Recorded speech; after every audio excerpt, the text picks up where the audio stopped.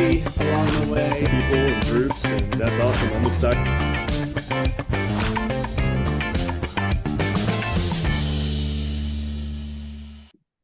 All right, we are live for number 5. This is Access 360 episode 5, and nobody knows what the topic is yet. So this is going to be fun and exciting. The topic is delegation. Delegation. We probably should have a formal definition, but if I were going to define delegation, it means taking stuff that you may have to do or get done, and how do you give it graciously, gift it to maybe someone else to help lighten the burden. Sometimes things get delegated to us. So it goes both ways, but delegation can be as leaders, as founders, as entrepreneurs, wherever we are in business and in life. Sometimes it's challenging because high performers, my experience, personal experience is I got to do this all myself because one, nobody else could do it as good as I can, or I just have a challenge letting go of things and maybe teaching others to do it in the same fashion, or maybe it's I have a challenge just putting an SOP together or a playbook together. And as we've built Access Virtual Staffing as an example, we're building a team. Harold's here. He's in here helping out with video and all kinds of things. And there's challenges sometimes saying, hey, this is what we want to do. This is how we want to do it. And this is what needs to get done. And so that's the topic of conversation today for this particular conversation. I'm going to change the view here as we're navigating some fun stuff. We've got a little speaker view. Brian, you just happened to be off mute, so I'm going to come to you first. What sparks for you as we say delegation? Do you think like Yeah. easy, awesome, challenge? Where are you at? So I've done a lot of consulting with small law firms, and a lot of lawyers have a big problem delegating at certain parts, especially at the beginning. And they don't realize, but they're basically living life with like a 300-pound weight on them, and they can't grow. They're shooting themselves in the foot, and it's annoying because they're smart people, and I want to shake them. And the whole thing with delegation is, what's the intention behind the delegation? You should know how to do it. You don't need to be an expert, but I can't just delegate someone and know nothing. You need to be in control of your business. If you're not in control, you're out of control. But there's a good enough factor. And so the thing that people get messed up is, it's like, oh, well, I could do this document better than you can. Okay, but is it good enough? And what's making the money? Like, okay, maybe I could make this brief better than you can, but the brief isn't making me money. What's making me money is more clients. So everything that's not making money needs to be delegated. Everything that is making money, I should be doing as the owner. That's the answer. We're done. Everyone, thank you for tuning in to the Access 360 podcast. I think we just figured it all out. This will be a short, not a long form. Thank you. I love it. I love it. But I think this is kind of, in some ways, I appreciate the energy, the fire, and the certainty around it, because sometimes that's the biggest challenge, is like just saying, hey, let's get this done. Let's put this in place. Let's hand this off. Let's go. Versus like, I'm not sure, especially if it's new. And it's understandable. A lot of times when we're working in the business and we're overwhelmed, to be able to actually take a breath, take a step back, pause, and then say, oh, where could I have this done? How do I get this off my plate? And as we've worked, actually, it's funny you say that, Brian. One of our target audiences is lawyers, law firms, and in particular, small law firms. And it's not easy. It's not easy, especially if you've been conditioned to doing things a certain way for so long, to say, there's another way. Let me put that in place. I see Lisa's got her hand raised. Lisa, what are you thinking about all this? This is a great topic because it's one that I discuss with leadership, and I understand where Brian's coming from with law firms. I discuss leveraging versus delegation. And I think that sometimes, especially when you find operators who you're working to turn into owners who are resistant of letting go, using leveraging instead of delegation really helps them start to make that move. So, what is the difference between delegation and leveraging? Well, in delegation, you're giving a command, giving an order, telling them what it should look like, what it should be, and then leaving it in their hands.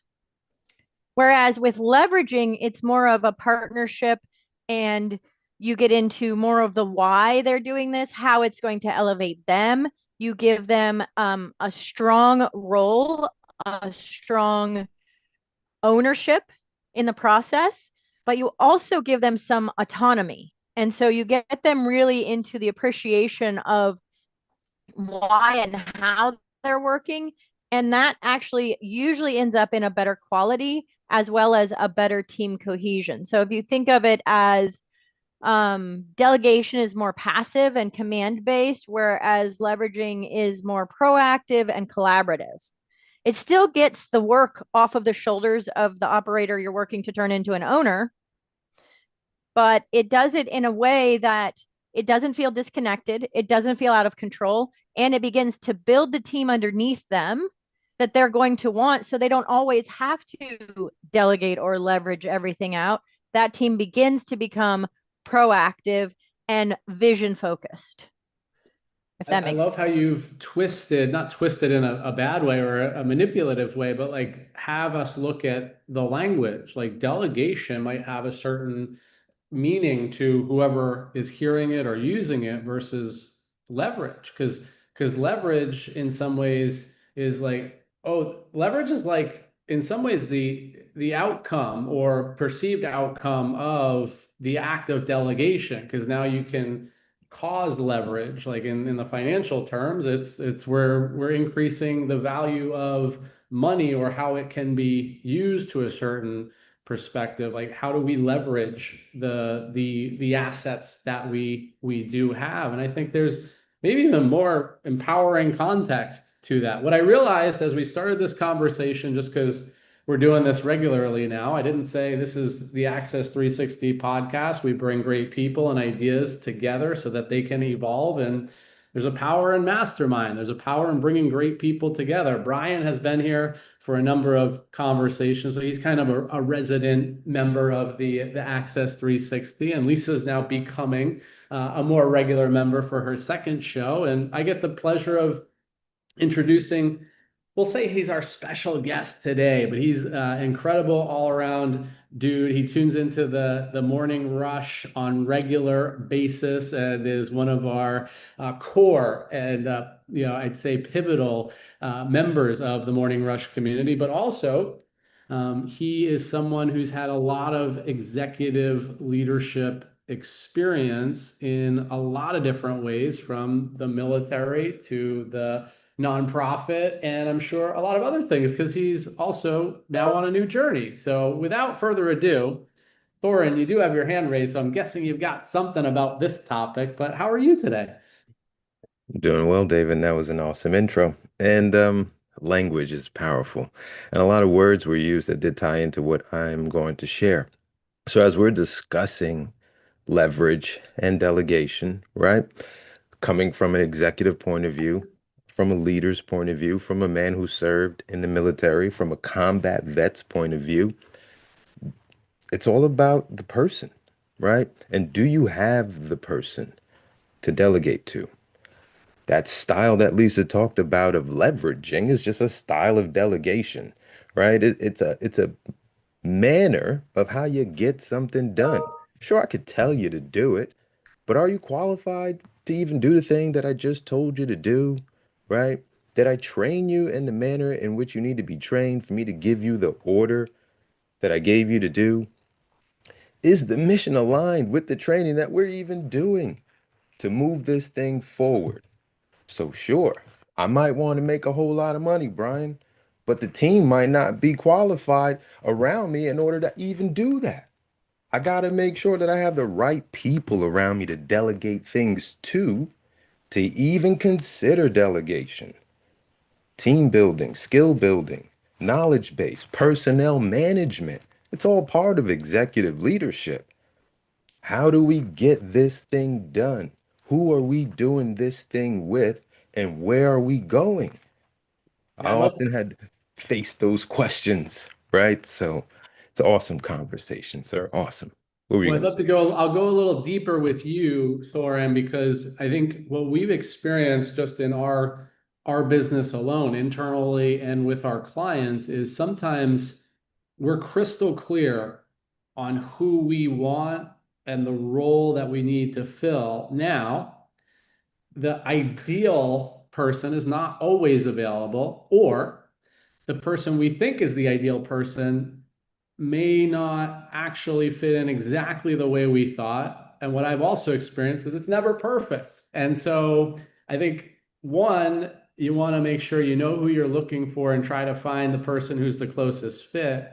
But then I'm guessing, knowing who you are, it's also sometimes been, hey, I can kind of mentor this person. I can have them start to see how to take what I'm asking and build the skill sets as well. So how let's go that direction. How have Mhm. you encouraged someone to step into maybe a greater capacity than is their natural, like this is what I'm really good at?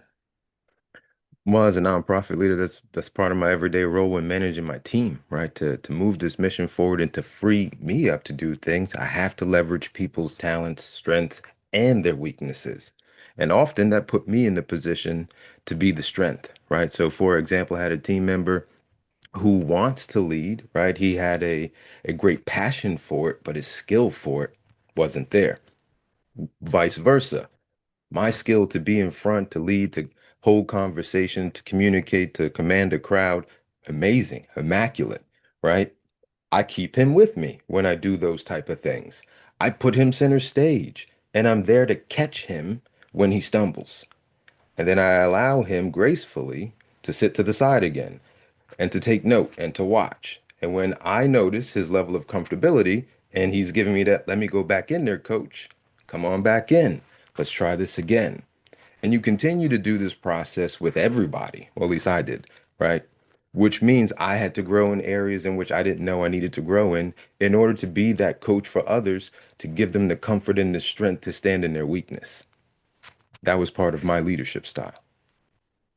Yeah, it's not, and I think in some ways there's art to it, there's science to it, and there's what I'll also say is like it's a skill to learn how to navigate some of these scenarios. I remember, I think I've been in a lot of roles earlier on in my career where I was part of a corporate environment where it was clear that the leader was not a great delegator. But on the other hand, I've been with a lot of leaders who are incredible delegators, and there's a broad spectrum in between that. Um, let's go, Lisa. I've got your hand raised, and then we can rotate around, and I'm going to ask the question. Well, I have a question later on. Lisa, over to you. I really like both what Brian said and then what Thorin came in behind it with. Brian said, even when you're going to delegate or if you're going to leverage out items of work, you have to know that role. You have to know what it takes to complete that task in a way that you can support whoever you're leveraging or delegating to, unless they're an expert better than you in that situation. But you should still understand what it takes. And I think Thorin was spot on with that when he said you have to know their strengths and weaknesses. Now, I tend to enhance people's strengths more than I focus on strengthening their weaknesses. I want to find people who I can really leverage what they're really good at. Now, if they want to learn, and I understand that, Thorne, if they want to learn how to be better at something, I am all for that. And I'm always going to, as you do, put them up, challenge them, support them, give them time to regurgitate, understand, filter through, and then go at it again. Especially, my background came from training horses and riders, and it's not always seamless. And even if you have a great team, each are their own thinking being, right? So they might be really good overall at a task, but today might not be one of their days. One of them might be having an off day. And you have to learn how to help people um, navigate those peaks and valleys without having it like destroy their own self-confidence, and understand that that's not necessarily, that navigation isn't necessarily weakness, it's opportunity for growth. And I think you both like were spot on in that, and how we help bring that team more cohesively so they can take the pressure off of our shoulders and we can confidently move forward, not worrying about if they can do the job, because we know we've given them the tools because we understood it first. I love it. I love it. Brian, you come off mute. Do you have something there? I agree 100%. I think that a big challenge that people have, like let's just say the 80-20 principle, a lot of people are trying to work on the 80, and it's, I always talk about nuances and duality, right? You don't want to just be like, okay, fuck the 80, like I'm never going to learn anything. No, you still got to increase your skills. You want to get to that good enough factor, but if you're a great goalie, don't try to put it in the net. Like try to block the puck from the net. You know what I'm saying? Increase your skills. That doesn't mean you shouldn't be skating better. That doesn't mean you shouldn't be shooting. Like you got to do the basics, but really hone in on that 20%, and just that's how you get to master level. And I think people get a little bit crazy with that stuff, but I definitely think like what you said, when you hire someone and they're great at something, keep building that thing that they're great at. At the same time, they should learn other things, but really increase that expertise. And Thorin, thank you for your service. I appreciate you. I love it. Brian, any chance that had to do with, that reference had to do with something you experienced last night? I always love a good goalie and hockey reference. Yeah, I mean, I think that the Islanders goalie was on fire last night. I thought he was awesome. And there was this young, I don't know the players anymore because I'm so out of the loop, but there was this young guy, not a goalie, young guy. He's awesome. He looks like a kid. He's probably like 17 years old. Phenomenal. Like they play great together because you could tell that they're both working on their skill set. That doesn't mean that I could probably put that young kid as a goalie, and if I if I try to take a shot, he's going to block it, right? But that's not the point. Yeah, no, well, I think it's such a good point, is know your role, know your Yeah. giftings, know what your lane is. And that's part of why we might delegate is, hey, this is where I operate best. I don't need to be doing all this other stuff, the 80. I'll focus on the 20 and I'll find the people to do the 80. And I was thinking back as all of you were sharing about, what Dan Martell said and some of the stuff that I listened to him. He wrote the book Buy Back Your Time, and it was, thinking about where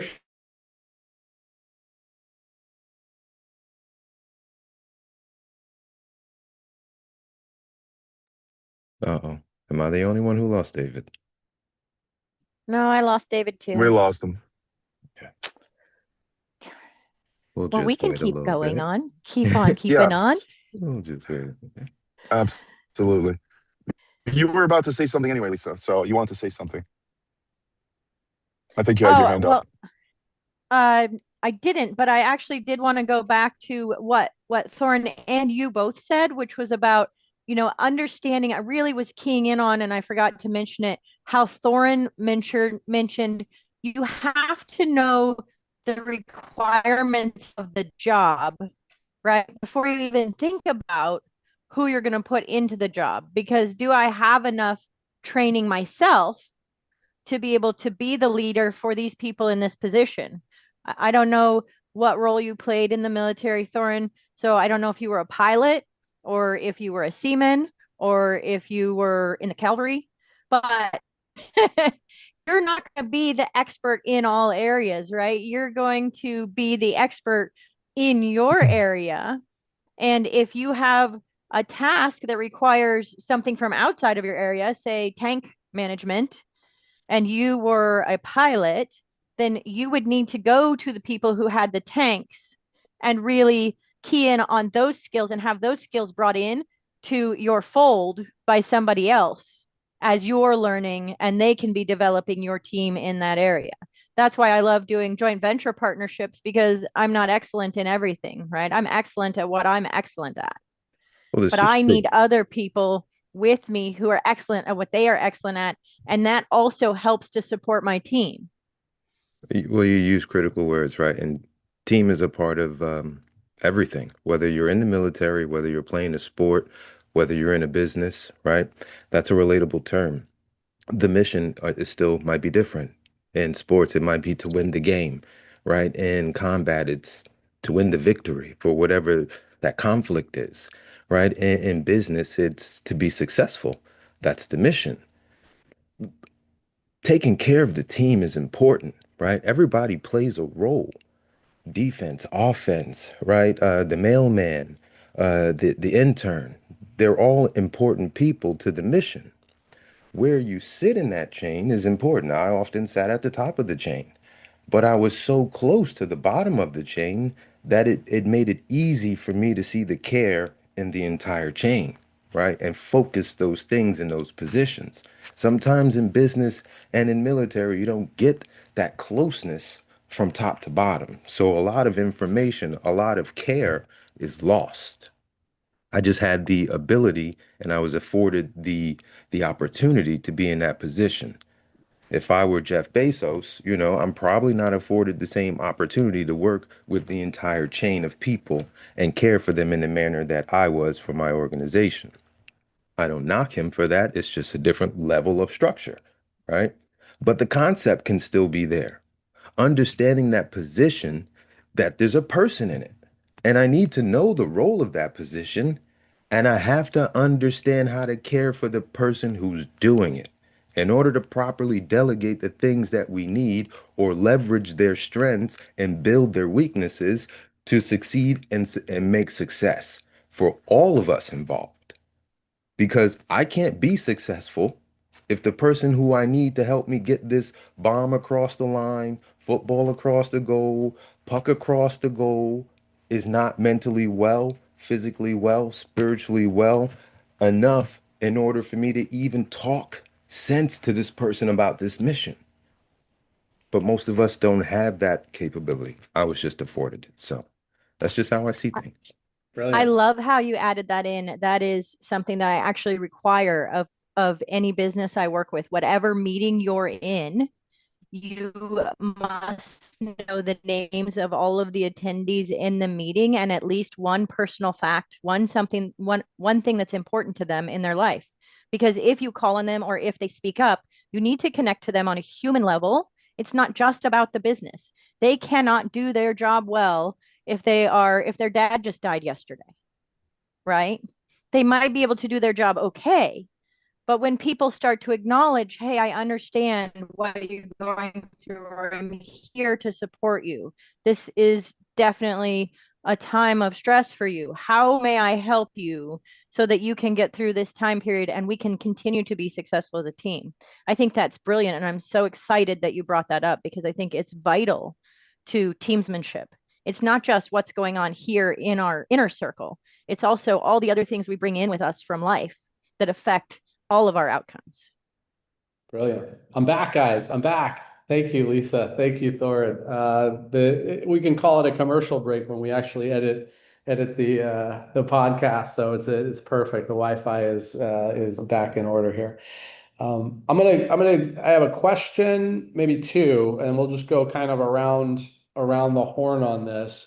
What business are you currently in or building? Like just short, like what are you doing in the world? And how are you planning to delegate or leverage moving forward? You may already be doing it, so you can share how you're already delegating or leverage, or you may have a vision. Because I think what's been valuable for me as I understand leverage and then have been doing more and more of it sometimes it's a mental exercise for us all to say, oh, how might I?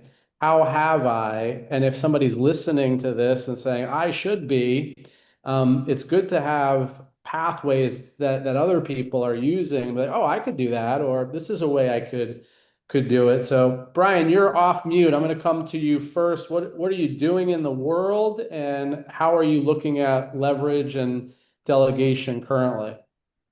Yeah, I think that Thorin made a really good point with the motivation of the person instead of just like the title of the person, like who the person is, because I think a very important vital key in leadership and is knowing when to pet the dog and when to beat the dog and what's going to make them do what you want them to do. And if you pet the dog at the wrong time or beat the dog at the wrong time, you're not going to get the right results. And so I think that that's important. I think the motivation and humanizing is so important. And then as far as I'm going, like I'm really pushing my Wait a minute, wait a minute. consulting I gotta pause there. I mean, I did put it in the chat, but Brian, are you beating dogs? always. I love dogs. I love dogs. I hate cats. All dogs love me. Love it, love it. Well, yeah. So Um, what are you doing, and then how are you looking at leverage delegation personally? Yeah, so, I am leveraging and building my coaching consulting business. I sometimes use your people for VAs. I have another team that I'm using right now for different things like posting and scripts and content ideas. Some of these guys, they're kids, but they have like 500 to a million followers and different things like that. Like their view count is crazy. So they're teaching me about like duets and remixes and things like that. So basically that's what I'm doing. I'm bringing on people. Like, yeah, I have an idea and I know social media, but like this guy has taught me a couple of different things, and one of the guys that worked there, that he's probably like 23 or 24, taught me a lot of things that I didn't realize that were in front of my face on Instagram that I didn't even realize, and in front of my face on YouTube that I didn't realize. So knowing what you know and knowing that you don't know stuff and talking to the right people, and because that's one of the challenges, right? When you're growing, you don't know what you don't know, and so you don't even know what questions to ask sometimes. So like a good thing that I do is I'm like, okay, walk me through your process, because now I'm seeing their process and I'm like, oh, okay. Okay, how did you do that? Why did you do that? What's your thinking behind that? Because I would have never done that. And that's how I've um, been able to shed light on my blind spots. Yeah, that's beautiful. I think it, we talked a lot about people in this conversation, and obviously technology is kind of the elephant in the room, if not AI. And so it's who are the right people, whether it's on your team or that you have as resources for knowledge base and things that you may not be as maybe expert at. And I had a conversation with the CFO of another staffing firm yesterday, and I asked the question because some people will say, well, virtual assistants are going to be obsolete. And he said, well, I think because of AI, people with less or lower skill sets who know how to use the technology will actually become even more valuable because the human expertise may not be as needed because we've got the technology component. And so someone who's willing to work at a certain level or rate but knows how to use the technology, and we know how to put the technology in place so they can use it well. It's not like, hey, humans are going to be replaced. It's humans may just be utilized in different ways and with different capacities. So I'll hand it over. Well, Thorin, you've got your hand raised, so I'll give you a comment, but also the same question. What are you doing in the world, and how are you looking at leverage? Go ahead. I think I was going to answer that quite naturally, then it flows. So, what am I doing in the world right now? Actually, after I have resigned, right, from executive director of this nonprofit that I was managing for quite some time, still volunteering for the organization, but I'm also in a very awesome position in life that I don't think a lot of individuals get to be in. And this is my second opportunity to do so, where I'm going to go back to school, right? I was contemplating it, thinking about what avenues to take as I am now, for the sake, jobless, but still an entrepreneur, right? I'm also the co-founder of Validated Culture, and I'm wearing some of our merch as we speak. It's a BIPOC business connecting BIPOC communities. And right now, we're doing that by selling some of our branded materials. And at the same time, I thought about that conversation, or I had a conversation with my wife just yesterday along those same lines, right? About what your VAs are doing and understanding technology. And I'm going to let Uncle Sam pay me to go back to school to be a master of just that. I'm going back for technology engineering, IT engineering. And the understanding is you can't beat what's coming. Everybody is going to be using AI. Businesses are already trying to figure out how to manage infrastructure. Governments are already trying to figure out how to deal with the power. And there's going to need to be a people or a set of people in place to manage all of this infrastructure. I, sir, will be one of those people, right? Soon to be. So it is part of that pathway along my growth and development, understanding that you can't always just fight change. Change has to come, but it comes on purpose. And this change and growth and development for me is on purpose. So entrepreneurialism and my growth for education, those are all new pathways for me. I'm excited. I'm excited for the journey, and sometimes the twists and turns are actually exactly what is needed and wanted for our next level, our next step. And do you want to tell us real briefly about, I'll pull up the website, but tell us a little bit about Validated Culture and what your guys' mission is and what you'll be doing with this platform. Nah, the platform is a host of many resources to come. The ultimate goal is to continue to connect BIPOC businesses and BIPOC communities. So eventually, when we are done, the site will host a slew of Black businesses, a map where to connect with them, how to link with them, future interviews of other business owners that we will have on the show, some friends, some participants.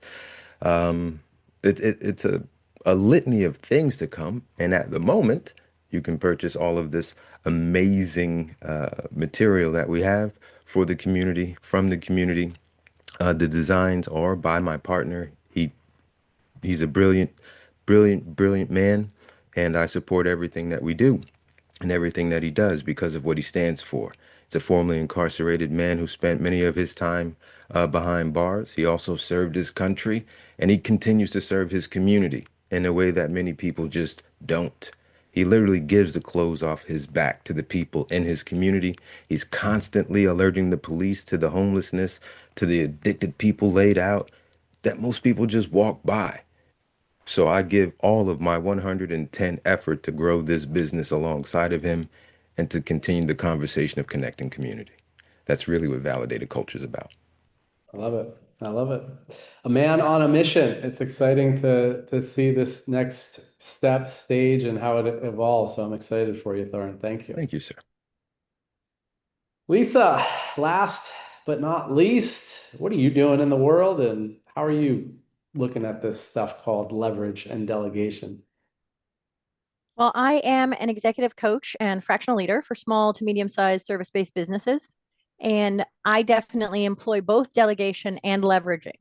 I delegate to my virtual assistants. They should be experts in what they're doing, in my opinion. I know what I want from them. I know what I want the end result to look like. I communicate that clearly. But when I give them a role, I leave them to it, such as my social media manager. I give her everything I want her to put out to the world. I kind of gave her a schedule from my marketing coach of how we want to put that out there. But then it's up to her to put it out there. She has all the tools. I leverage AI. I have an AI clone of myself. So she can go to my clone and have me actually respond to people's interactions on social media. So she doesn't have to make up something that I might say. She can take what somebody said and then ask me my thoughts about it, and I will put it out there for her. I have put everything that I've ever written or coached or any transcript into my AI clone. So it is me. It is how I think. It is how I would respond. And so I do a mix of delegation and leveraging, and that's what I teach and coach my clients to do, because we have to learn how to let go of wearing all of the hats. Sometimes we think we have to wear the hats because we don't know that we have enough money. We don't have enough revenues coming in yet to employ delegation. And yet, when we're resourceful, we can always find a way. And that's also where leveraging can come in. You might have a partner who you can trade some value with. right? They might be able to do something better than you and faster than you, and you might be able to do something for them better and faster. And so you can leverage in that manner also. David, you and I are leveraging because we're affiliated, right? We do some co-collaborations together to help deliver value to our clients on both sides. And so Yeah. I think that it is both leveraging and delegation that make our businesses and our teams whole. And I think we're very lucky to be living in this point in time in the world. I'm excited to find out where Thorin gets to with his new education in IT, because I think as people expand their education, I've been saying to people, AI is not replacing people. It is displacing you because it's going to force you to get a better education, a better set of knowledge, or a better skill set so that you are going to places where you are going to, I even think it's going to start pushing people out of poverty level because now higher education access is available to everybody at any time. If they can get to a library or an internet cafe, if they have a phone with internet service, we can now learn anything at any time we want to. We can even learn how to learn to put these things to use better. And so it's just going to push us all to better skill sets. And that's going to mean that we're going to be able to have a better life in front of us. Very good. Thank you, Lisa. And one thing that came up earlier as you were sharing, and I've just seen in action is you're someone who is very, I'd say you can see where collaboration can happen, whether it's with you and what you're doing or between people. And that's something that like comes naturally. It's like, oh, I'm partnering with this person. And it's like, yeah, like that's just how Lisa kind of operates. And I learned about that years ago. And what I found was initially when you learn the value of collaboration and thinking about how you might collaborate, like that's leverage. That's all of what we're talking about. If you're not used to thinking of it or seeing it, it is a muscle that you got to start to say, oh, how might Lisa and Thorin do something together? Or how might Brian and David and Lisa do something together? And then as your mind starts to like do those, call it, gymnastics, it becomes a little bit more fluid. And then it's like, oh, I see opportunity here. I see opportunity there. And that's an important, I think, component of both what we're talking about, whether it's delegation or leverage in many ways. So thank you for that perspective as well, Lisa. We're going to do this. Brian messaged and said he's had to bounce. So we're going to do a final comment. And I'll go to Thorin first, then we'll go to Lisa, and I'll do my comment as well. If you were speaking to someone who is new to leverage or new to delegation, it's like a whole new concept. What's one thing you would suggest to them in that way? Like oh, like yeah, you should be delegating and leveraging, but it's new to you. This is what I learned, or this is one of the lessons that I learned initially. And for me, my lesson is like it can be challenging. And so you want to think about what are the things that are maybe most challenging to you or that you don't want to be doing. And I think we address some of that in this conversation, and then think about who is the best person for technology or automation that would help with that. So I think the first thing is identify what the challenge you're facing is, and then think about what the solution might be. I'll go to you, Thor. Any tip or like wisdom to like the new delegator or the new leverager? Outside of all the ones that you just laid out. Yeah, sorry about that. I didn't. You could repeat. That's Yes, okay. no worries. I'll tell you what my biggest struggle was and how I overcame it. My biggest challenge for me was not being their therapist, right?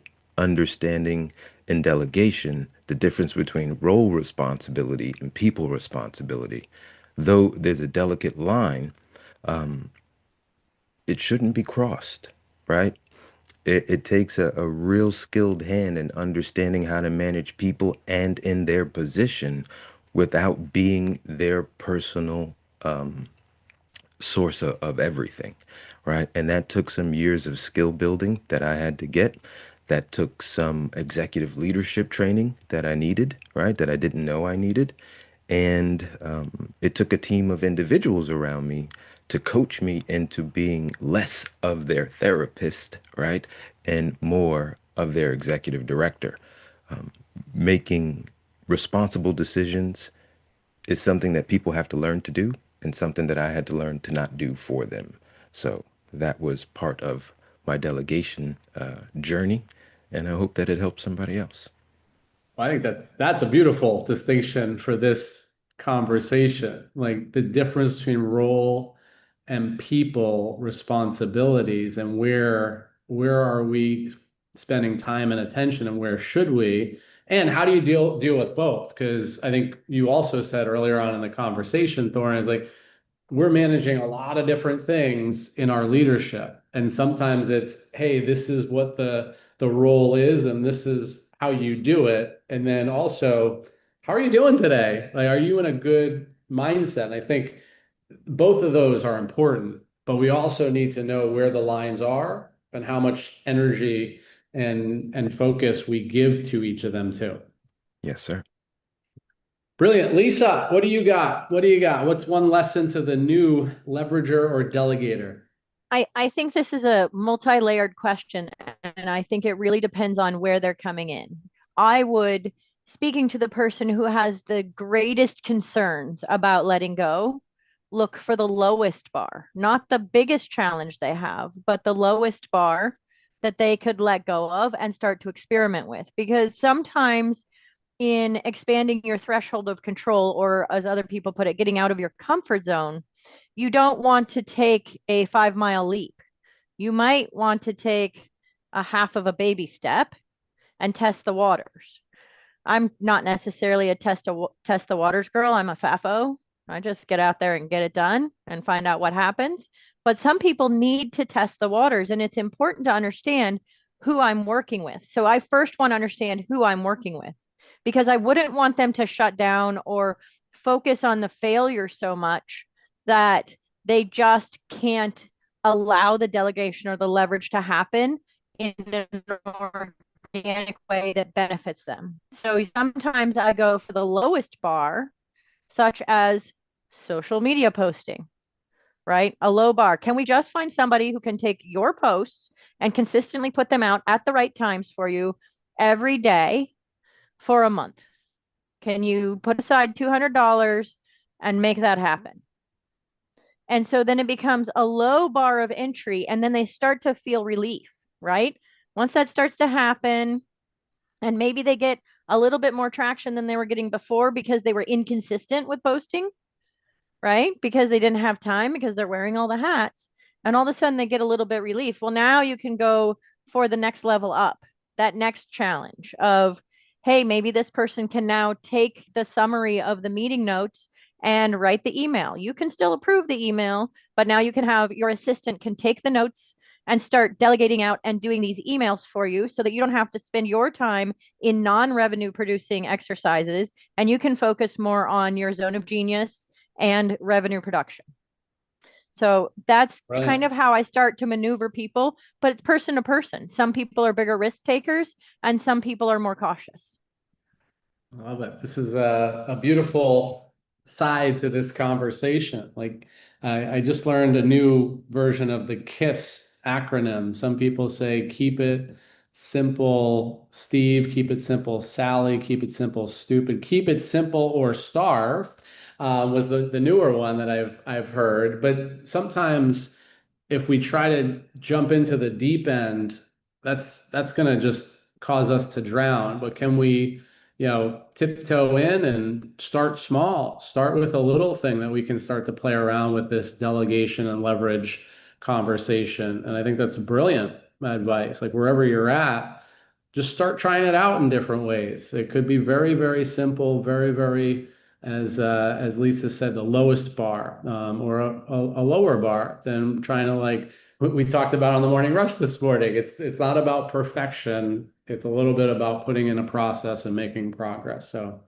beautiful conversation today, everyone. Thank you, Brian. Thank you, Lisa. Thank you, Thorin. Thank you for all who have tuned in or will be tuning into this conversation. Again, this is the Access 360 podcast, episode 5.